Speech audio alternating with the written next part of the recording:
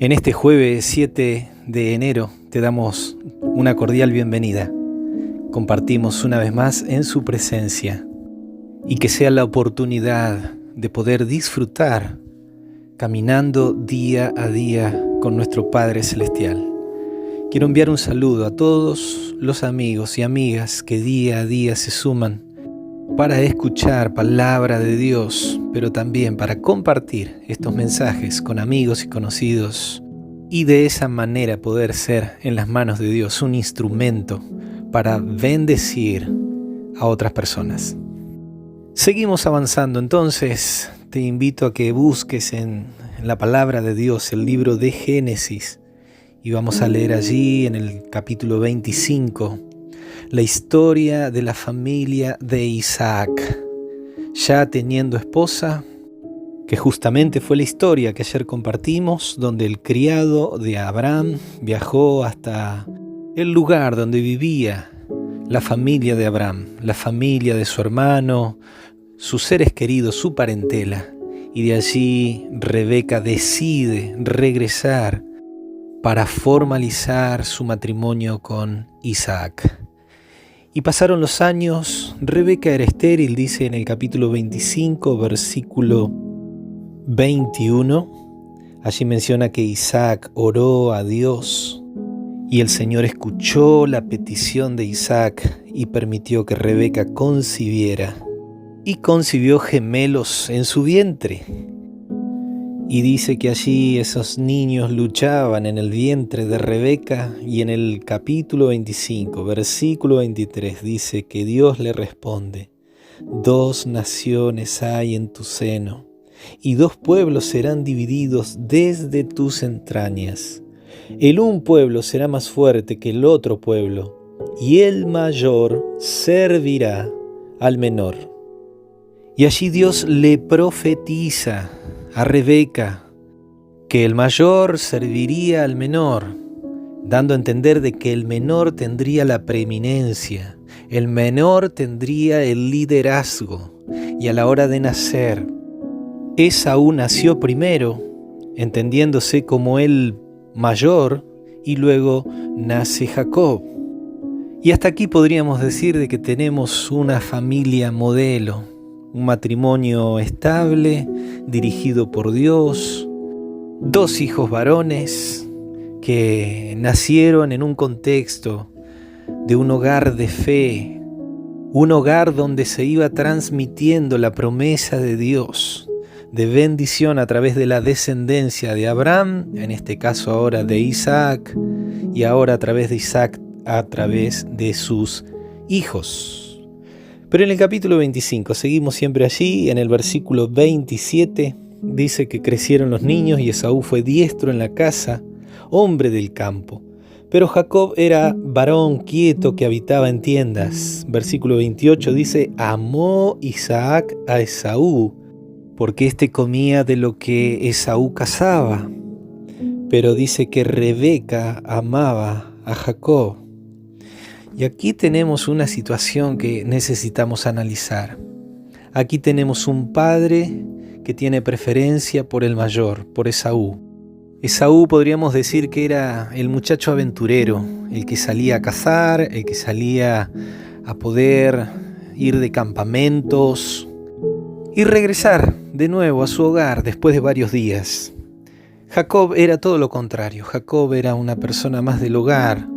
Inclusive se menciona allí que él cocinaba. Era una persona que quizás ayudaba más a su madre en los quehaceres. Y de hecho dice que Rebeca amaba más a Jacob. Entonces aquí tenemos un padre que ama y tiene preferencias por el hijo mayor, pero una madre que tiene preferencias por su hijo menor. El hijo mayor generalmente en las familias era el que heredaba la primogenitura. La primogenitura significaba llevar adelante el liderazgo de la familia. La primogenitura significaba también un liderazgo espiritual. Pero Esaú era una persona, un muchacho irreverente. Versículos más adelante se menciona que Esaú vendió su primogenitura por un plato de comida a su hermano Jacob. Y eso demuestra la irrelevancia que le daba al liderazgo espiritual.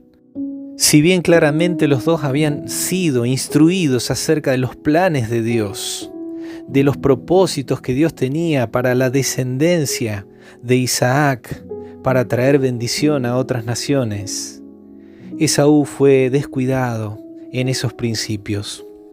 Pero por otro lado, Jacob sí entendía lo que significaba llevar el liderazgo. De hecho, había una profecía que Dios le había dado a Rebeca.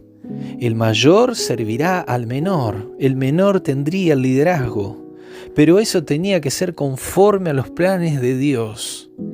Tal es así que Rebeca quiere ayudar a los planes de Dios en su preferencia por Jacob y termina equivocándose. La historia nos menciona capítulos más adelante que Jacob tuvo que irse de su casa, habiendo engañado a su hermano y a su padre para obtener la bendición.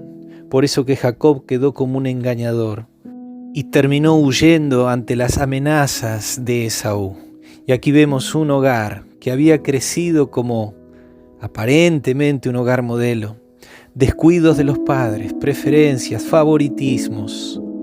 Isaac como padre permitiendo la irreverencia de su hijo Esaú, no amonestándolo acerca de la importancia que significaba tener la primogenitura y la bendición. Por otro lado, una madre que si bien recibe de parte de Dios una profecía hacia el menor, también se equivoca al procurar mediante el engaño la bendición para Jacob. Y aquí vemos un hijo desterrado, huyendo para salvar su vida. Por otro lado, su hermano con rencor, con odio, con deseos de asesinarlo. Y por otro lado vemos dos padres frustrados, dos padres tristes por la condición de sus hijos, dos padres que de alguna manera se les fue de las manos la situación en la crianza, en la educación, en la guía hacia sus hijos. Y esto nos demuestra que un hogar cristiano no necesariamente es un hogar entregado en las manos de Dios. Se necesita oración, se necesita día a día levantar el altar familiar, invocando la presencia de Dios, teniendo en derredor de la palabra de Dios a la familia, a los hijos, acercándose todos juntos en oración, buscando hacer la voluntad de Dios. En estos tiempos que vivimos, en este mundo difícil de crisis, necesitamos cerrar un círculo en nuestros hogares donde podamos buscar al Señor, fortalecer a nuestros hijos mediante la palabra y los consejos y las promesas de Dios. Es un tiempo para que nuestros hogares sean las iglesias que Dios necesita, que nuestros hogares sean la fortaleza que Dios desea para que allí también sean centros de adoración y para que sea la influencia positiva, el testimonio que los vecinos y otras familias que nos rodean puedan recibir. Este mundo, esta sociedad necesita familias de fe que puedan vivir tomados de la mano de Dios, cada momento en su presencia.